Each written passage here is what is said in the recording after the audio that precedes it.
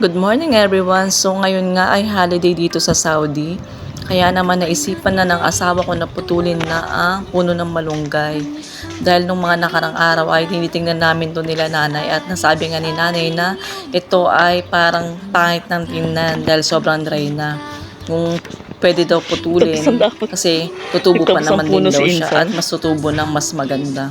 Kaya naman ngayong araw ay walang pasok ang alaga namin, walang biyahe ang asawa ko. Kaya naisipan na niyang putulin ito.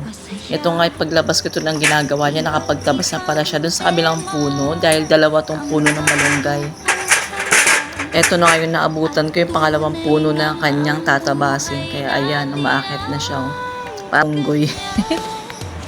Dingid lang sa inyong kaalaman ay gustong-gusto ng asawa ko yung mga ganyang ginagawa dahil nga nag-aaroon siya ng extra income kay nanay. At opo, tama po ang inyong narinig sa akin. Yan po ay kanyang extra income. Dahil nga po siya ay driver lang dito sa amin. Kaya naman, pag may ginagawa siyang pagtatabas na hindi naman niya trabaho, ay binabayaran siya ni nanay dito. At sa totoo lang din naman talaga, ayaw nagpapabayad ng asawa ko kasi nga sobrang gaan lang ng trabaho niya dito. Ang ginagawa lang naman niya ay maghatid sa alaga namin at magsundo, or kung may pupuntahan si nanay, maghatid sa airport, magsusundo sa airport.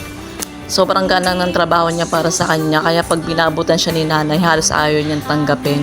Pero ito nga si nanay ay mapilit at talagang binibigay sa kanya yung pera. Kaya sabi ko naman sa kanya, tanggapin mo na kasi sayang din. Sobrang nahiya kasi asawa ko dahil nga mataas ang sahod namin sa konti lang ng trabaho namin. Kaya naman nahiya tanggapin yung inaabot ni nanay.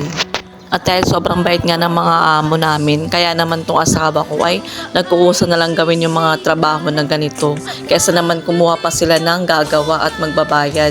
Ang asawa ko din po ang nanghihinayang, kaya siya na lang ang gumagawa. Pero hindi naman pumapayag si nanay na pag ginawa niya to ay hindi siya bayaran. Yung gaya kasi ng napuntahan namin na amo, sila yung tipo ng amo na parang hindi mo na hintayin na mag-utos, magkukusa ka na lang dahil nga konti lang yung trabaho, malaki magpasahod. Yung mga ganitong tipo ng amo ang masarap pagsilbihan, masarap pagtrabahuan kasi bawat pagod mo, trabaho mo, na-appreciate nila. Kaya yung mga ganitong amo dapat iniingatan. Kaya naman mula nga nung pagdating namin hanggang ngayon, nakakailang buwan na kami, ganun pa rin sila sa amin, hindi pa rin nagbabago. Kaya talagang hindi namin sinisira yung tiwala na binigay nila sa amin umpisa pa lang na nagtrabaho kami sa kanila.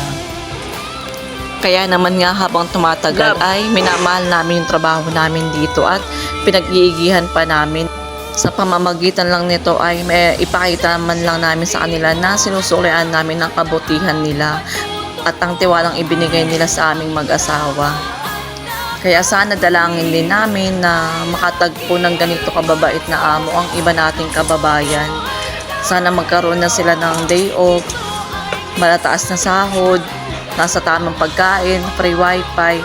Dahil ganun kami dito sa amo namin, kaya laking pasalamat namin sa napuntahan naming amo na ganito. Sobrang mabait at napaka mapagbigay. Yun lamang po, salamat!